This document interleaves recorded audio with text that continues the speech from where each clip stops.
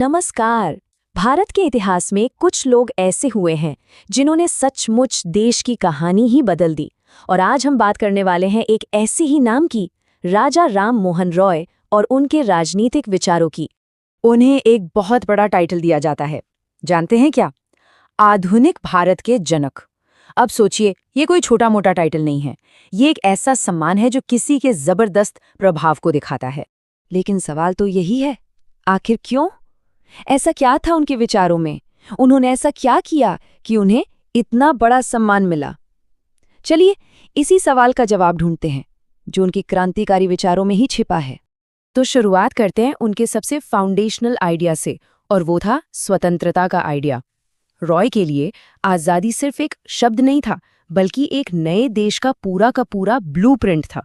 उनके सोच के बिल्कुल सेंटर में था एक कॉन्सेप्ट, उदारवाद या लिबरलिज्म। अब देखिए, उस समय के भारत के लिए ये एक बहुत ही नई बात थी, जो वेस्टर्न पॉलिटिकल थॉट से आई थी।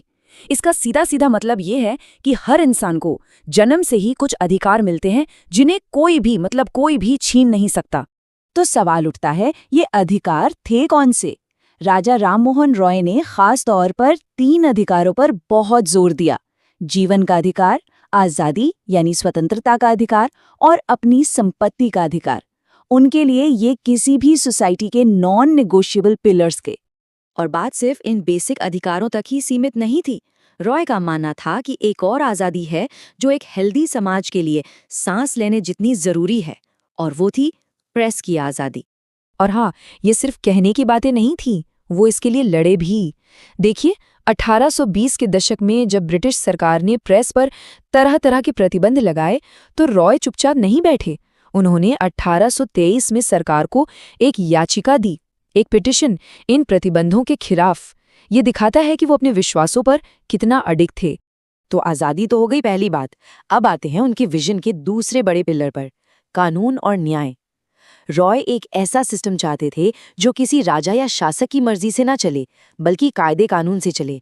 वो आर्बिट्ररी रूल यानी मनमानी शासन के सख्त खिलाफ थे। उनका एक ही मानना था, सरकार कानूनों के हिसाब से चलनी चाहिए, जिसे हम रूल ऑफ लॉ भी कहते हैं। मतलब कानून सबसे ऊपर है, कोई सरकार या कोई इंसान उससे ऊपर नहीं।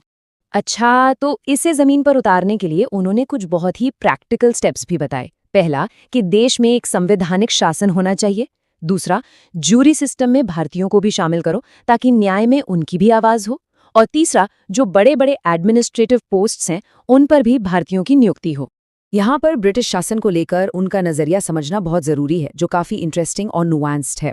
वो अंग्रेजों को सिर्फ एक दुश्मन की तरह नहीं देखते थे, बल्कि वो मानते थे कि ब्रिटिश शासन एक कैटलिस्ट या एक तरह का उत्प्रेरक बन सकता है। उनका सोचना था कि उनके जरिए भारत में सती प्रथा जैसी जो पुरानी सामाजिक बुराइयां हैं, उनको खत्म किया जा सकता है और एक मॉडर्न सिस्टम ऑफ जस्टिस बनाया जा सकता है।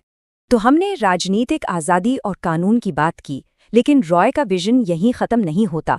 उनका तीसरा पिलर था एक ऐसा समाज बनाना जहां सबके लिए बराबरी हो, यानी सामाजिक और आर्थिक न्याय। इकोनॉमिक फ्रंट पर देखें तो उन्होंने जमींदारों के हाथों किसानों के शोषण का खुलकर विरोध किया। उन्होंने साफ साफ मांग की कि किसानों से जो लगान वसूला जाता है उसे कम किया जाए। और इकोनॉमिक जस्टिस के साथ साथ सोशल जस्टिस की लड़ाई भी उन्होंने लड़ी। वो महिलाओं के अधिकारों के बहुत बड़े सपोर्टर थे, चाहे वो उनकी शिक्षा की बात हो, प्रॉपर्टी में उनके अधिकार की बात हो, या फिर सबसे बड़ा और सबसे मशहूर काम, सती प्रथा का अंत। इसके लिए उन्होंने जबरदस्त काम किया। अब एक और बात जो राजा राममोहन रॉय को बहुत खास बनाती है, वो ये कि उनकी सोच सिर्फ भारत की सीमाओं में बंधी नहीं थी। उनका एक ग्लोबल विजन था जो उन्हें अपने वक्त से कहीं आगे ले जाता है। उनके ही शब्दों में कहें तो सारी मानव जाति एक ही परिवार है। क्या बात है! वो इंटरनेशनलिज्म में, यानी सभी देशों के बीच भाईचारे में यकीन रखते थे। तो चलिए अब वापस उसी सवाल पर आते हैं जहां से हमने शुरू किया था। उन्हें आधुनिक भारत का जनक क्यों कहते हैं? वो इसलिए क्योंकि उनके इन्हीं विचारों ने रैशनल थिंकिंग, आज़ादी, बराबरी, इन सब ने मिलकर भारतीय राष्ट्रवाद की पहली ईंट रखी। एक ऐसा राष्ट्रवाद जो अपनी बात मनवाने के लिए संवैधानिक रास्तों पर चलने की बात करता था। और ये सारी बातें आज हमें एक बहुत जरूरी सवाल के सामने लाकर खड़ा कर देती हैं: आज़ादी, कानून का राज और सामाजिक न्याय।